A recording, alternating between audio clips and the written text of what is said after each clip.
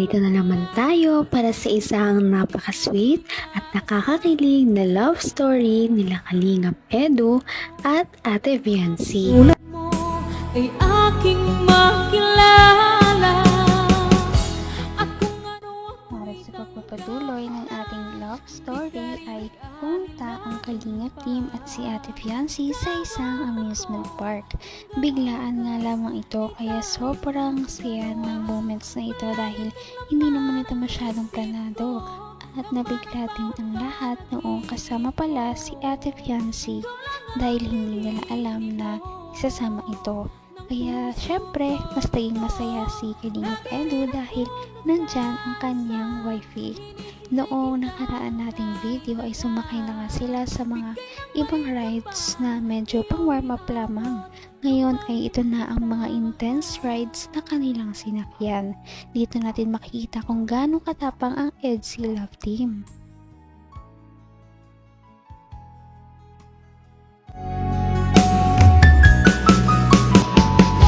ang nice ko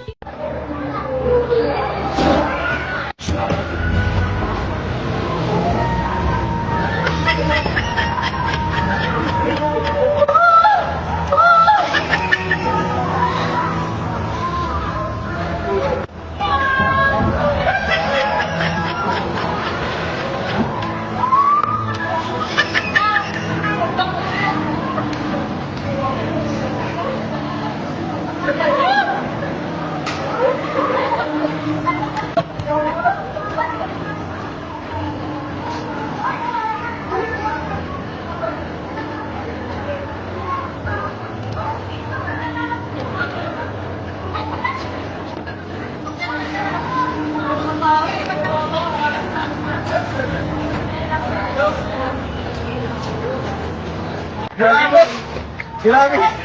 Para akong lumipad! Tuwas yung pit natin, no? Nanginginig ako eh. Kasi paano pa isang ko para ako? Ito ang laki! Nakapikit na nga lang ako kanina! Ako hindi, nakapikit. Ganda ko natas, ano? Grabe yung pakiramdam! Go Magic! Ano po? Masakay kami dyan! Belong with me. kung ano ako'y tanggap mo na hindi ka rin nag-alala. Grabe at napaka-intense naman talaga ng kanilang sinakyan noon dahil parang humiwalay ang kaluluwa nila Kalingap Edu at Ate Viancy sa kanila dahil hindi nila inaasahan na ganun pala kataas ang tower na yon. Ngunit syempre na-survive pa rin nila. Ano po? Masakay kami dyan! Belong with me.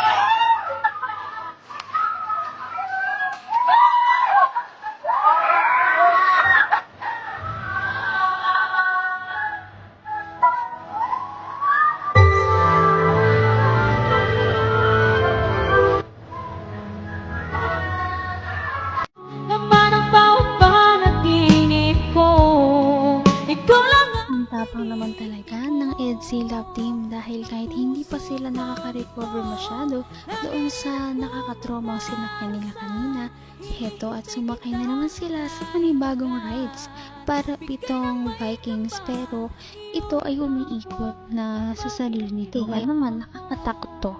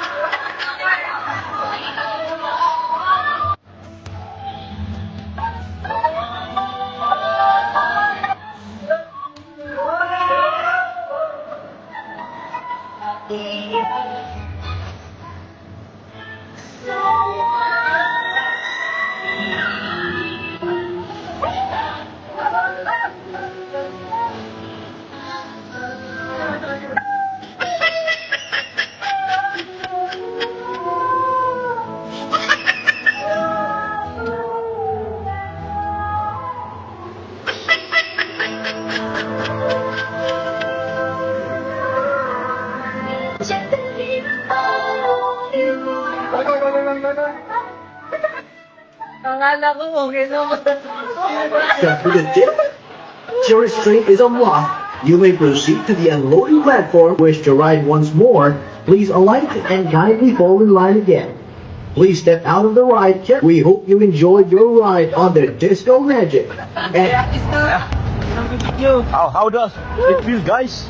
Hanggang wakas ay tayo ng dalawa. Palagi kang Sobrang intense din ng rides na ito. Pagkatapos nila ay parang wala pa nga sila sa sarili. Pero syempre mas marami pa silang sasakyan dyan at marami pa talaga silang mga i-experience sa lugar na yon. Hindi pa tayo dyan nagtatapos dahil ang kanilang Rex ride ay nakakatakot din. Kaya makikita natin kung gaano katapang ang EDSI Love Team. Nakatakin ako sa puso. Ano? Ito, nagasigaw to. Inatake na ako. Namumula na. Mukhang ayaw na yan. Ayaw na yata ito. Sigaw na sigaw to sa tabi ko eh. Umaayaw na yan. Sigaw na sigaw. Inatake na yan, oh. Baka magpa-hospital tayo yan. Baka tayo dito maano. Tama na. Tama na, mag-race sa kayan. Hindi na kaya lang. Namumula na. Huwag na, namumula na siya. Namumula Wala lang na. pa sa mahina. Kakatakot dito. Pahinga na muna, pahinga na muna. Pahinga muna. Wag. Grabe. Pahinga muna tayo. Nawala lang. Akala namin madali lang. Ay, grabe. Damula ka. Damula ka. Hindi ka bumula doon. Ikaw nasigaw ka eh.